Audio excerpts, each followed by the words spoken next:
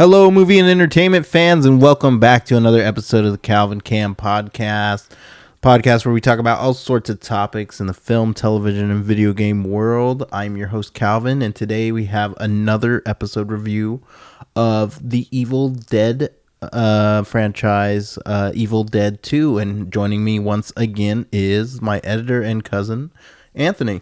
Hello, everyone. Thank you for having me back on the show, CJ. And we'll get into this one because this one was really, really good.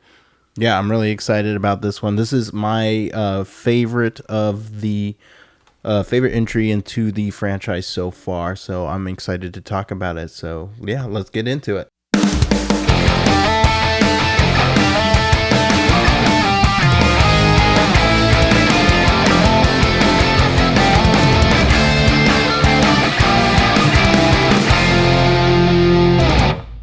All right, here we go. Evil Dead 2.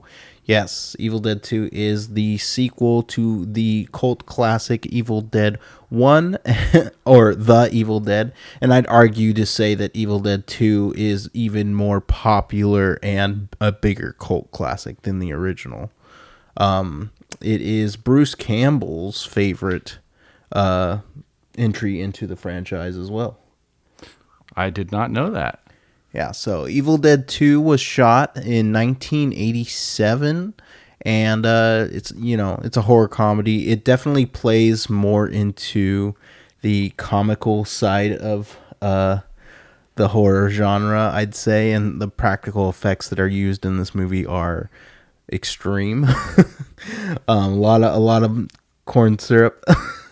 Extreme in a good way. Oh yeah, no, definitely. A lot of cool practical effects, and once again, Sam Raimi directing it. He is so creative, and he gave such amazing shots in this one as well. Definitely really cool stuff into the 80s horror genre. I like how he mixed the shots in with the practical effects. So that collaboration with the shots being shot that way made it really cool. Yeah, it's all really cool to see how it unfolds. He's such a brilliant director, and I knew watching this again because I haven't seen it in forever, and I knew that I was just gonna be seeing and catching things that I had not seen my first couple of times watching this, because I have such a different take on film nowadays. Right. It seems like they had a bigger budget to pull off some more captivating shots in this film as well. Yeah, their budget was way bigger than the first one. It was around $3.5 million. Wow. So I don't know what the budget was on the first film, but that's quite an increase. I know that it wasn't due to the popularity. I know that it wasn't $3.5 million. Yeah, no, due to the popularity and the following of the first film, I'm sure, who was it? Stephen King. He was a huge fan of the original, like I said in the last episode. But in this one, he did even more stuff. Yeah, he was such a huge fan of the Evil Dead that he convinced producer Dino De Laurentiis over dinner, who was the producer for King's Maximum Overdrive, the 1986. The movie with Mila Estevez. Yeah. Yeah, so he convinced him to produce Evil Dead 2. So obviously that was a huge win for Sam Raimi. And I think Sam Raimi even credits Stephen King for making the sequel, for making it even possible, I guess. So, wow. Yeah, he couldn't acquire enough money, and so with the help of Stephen King, obviously, they made it happen. And it was bigger and better than ever, clearly. So Ash Williams returns, and I forgot that they did a whole recap at the beginning of the movie. They kind of tell the first movie a little bit differently this time around. Where it's just Linda and Ash. They don't show the other characters from the original movie as the Necronomicon unleashes the demonic presences upon the cabin, and we get that tiny recap, and then we're thrown right into a completely new a new story where Ash has to battle the forces of evil with the daughter of the person who found the Necronomicon in the ancient castle. The father, it's her daughter, right? Yeah, it's his daughter, and so some random people that were just at the bridge. I think some random technician and his girlfriend or something like that, or a road assistance guy or something. They just happened to be there on the road. Barbara Joe. Right. So it was funny to see a new cast of characters introduced, and I felt like they did a really good job. But where this movie really shines as far as the acting goes is definitely with Bruce Campbell. I feel like his character changed quite a bit from the original movie into this one. He's definitely portrayed as more charismatic and just not such a puss, I should say. Yeah, I think Sam Raimi made him more of a focus, and so that's why he probably had to be more charismatic. And just all of the plot that unfolds upon his character, making him more hysterical. He's definitely battling demons of his own. When he loses Linda, he struggles with that, and he clearly has grieves her death. To the point where it's almost hilarious. Yeah, you get that shot of him sitting in the chair and he's having a dream of Linda, and she comes back and it's clearly not her, but that whole shot with the practical effects of, her spinning around, it's pretty cool. Yeah, like the stop motion doll that they use is super funny. You could clearly see that Linda's head is a doll head. Like it's comical, but it's really done well. Yeah, and like I feel like the movie just plays out really well overall. I guess they shot most of the film in a gymnasium at a junior high school in Wadesboro, North Carolina. So that's cool that they used like an actual building for a set and not just a remote place in the woods. I know that when you have a set building, you can play with more things and not have to worry about like actual environmental bullshit. Yeah, in manipulating the environment. Kind of makes sense with the sets they set up in this movie, because the trees play a huge role in the forest there, and those trees move a lot, and I'm just like, I don't know if you could do that in the actual set. Yeah, and like that just goes to show you like more of the new possibilities that 80s horror introduced, with having a bigger budget and having a more maneuverable like environment.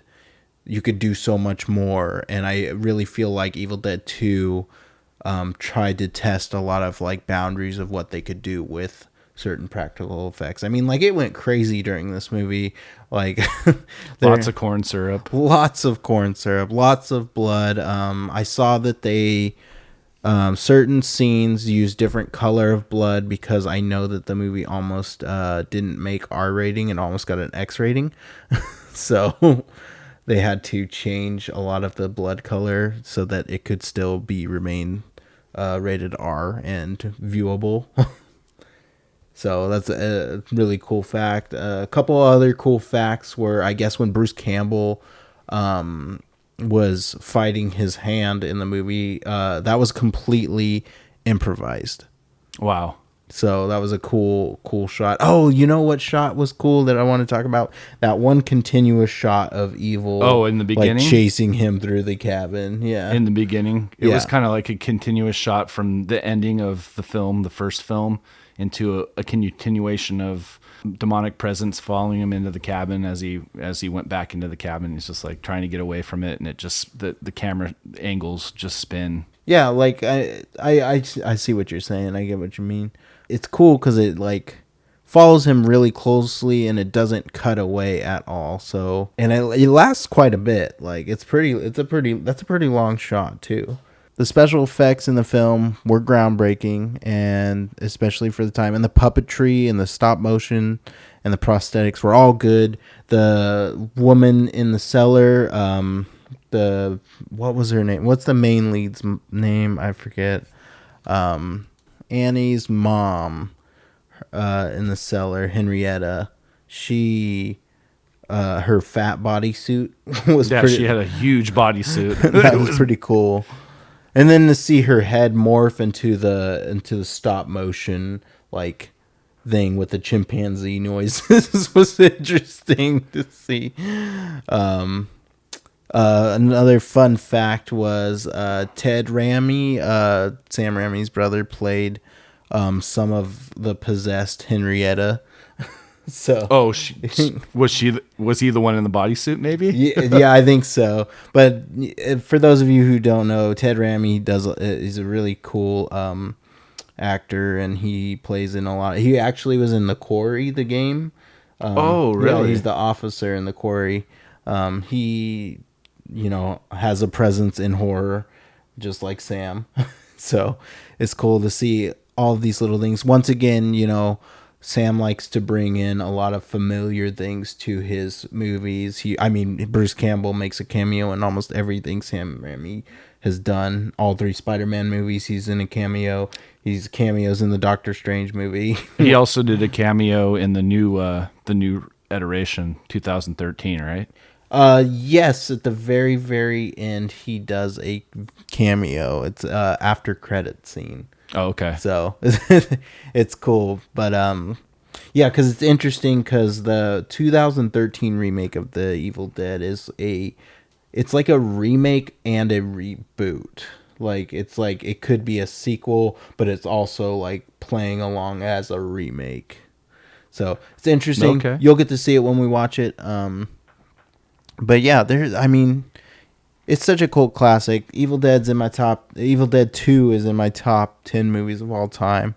The film's blend of horror and comedy was just so influential and so ahead of its time. The film can be somewhat uneven at times. If you're really like watching it, I definitely know that it like slows down. The pacing's a little weird.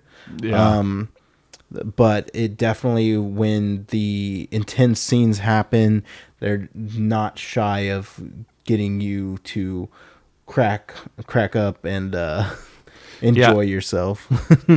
Yeah, I noticed that Raimi, he just shows that that balance between horror and comedy. Like, it's in the first film, but it's just like more in this film. It's supposed to be scary, but it's also supposed to be funny. But I think that's it's a good blend. It's awesome. All right. I'm going to read off a couple of really fun facts about Evil Dead 2. So let's start with, let's see. So Ash's chainsaw appears to switch hands in one scene. This is because Sam Raimi decided Ash should walk the opposite way across the room in that scene. So he flipped the negative. He flipped it around. Yeah.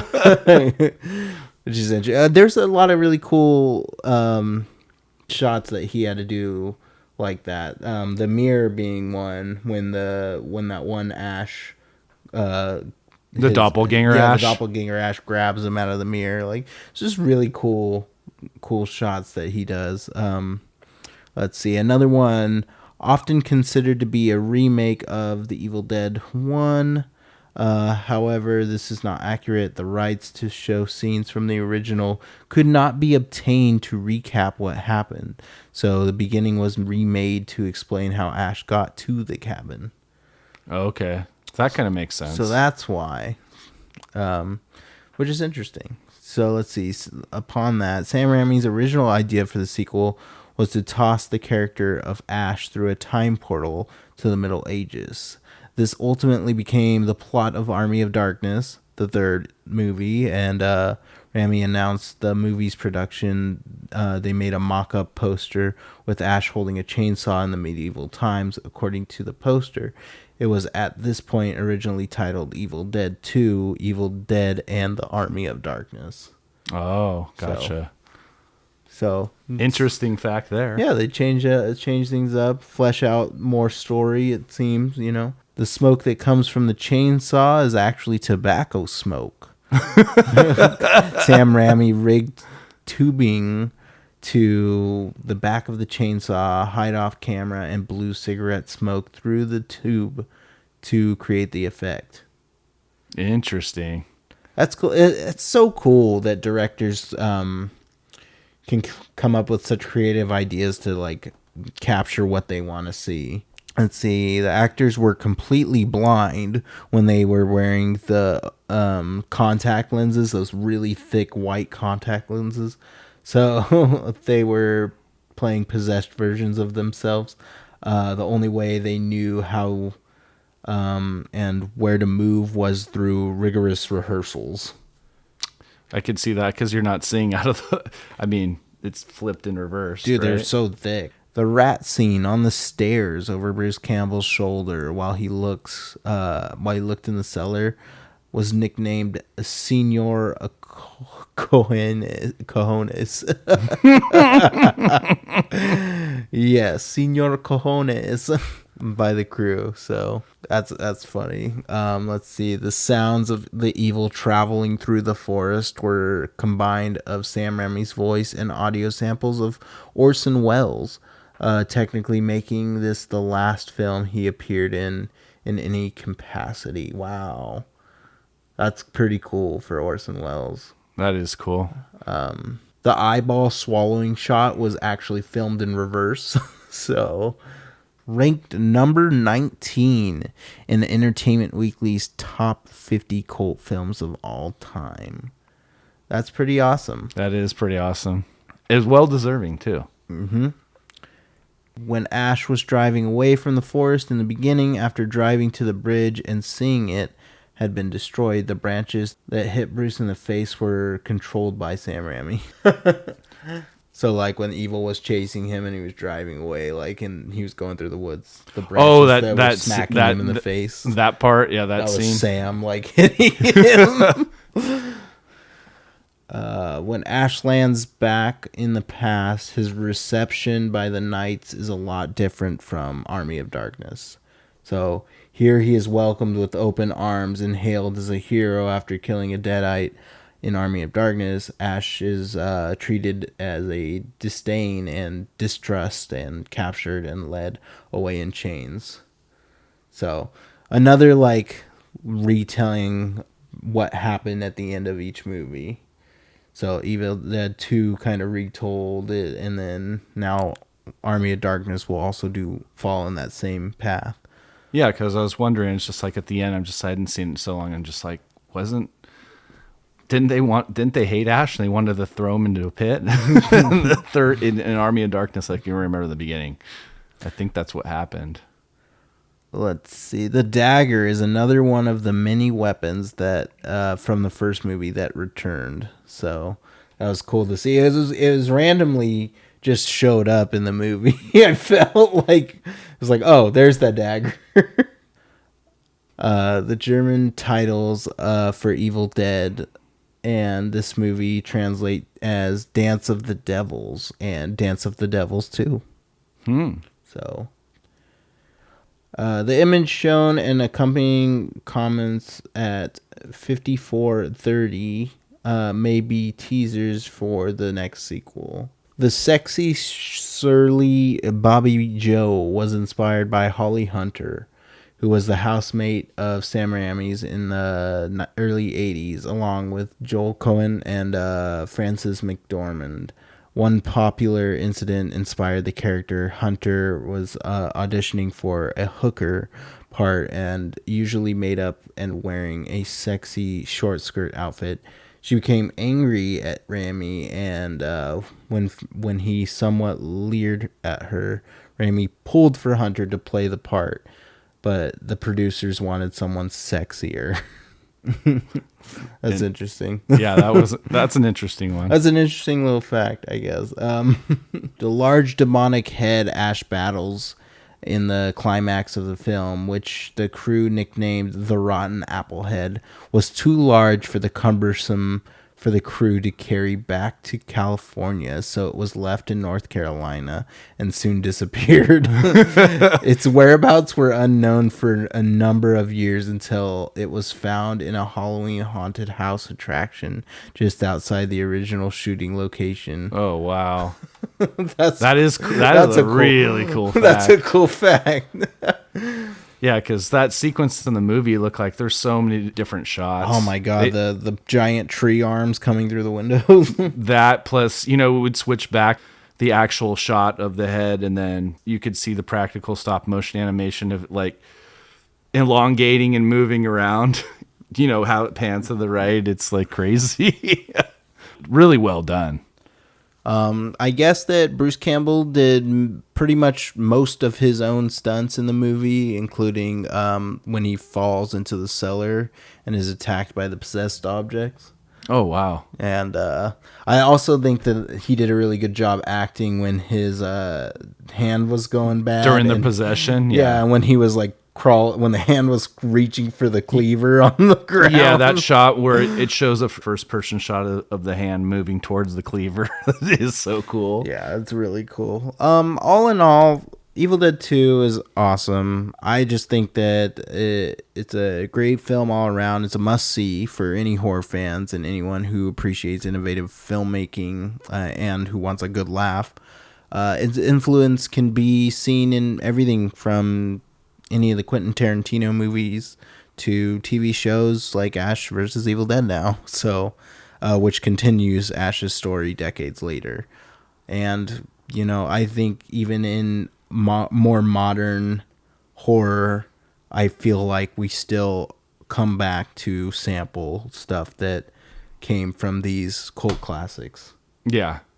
So I'll give Evil Dead a solid 5 out of 5 for me because I absolutely adore this movie.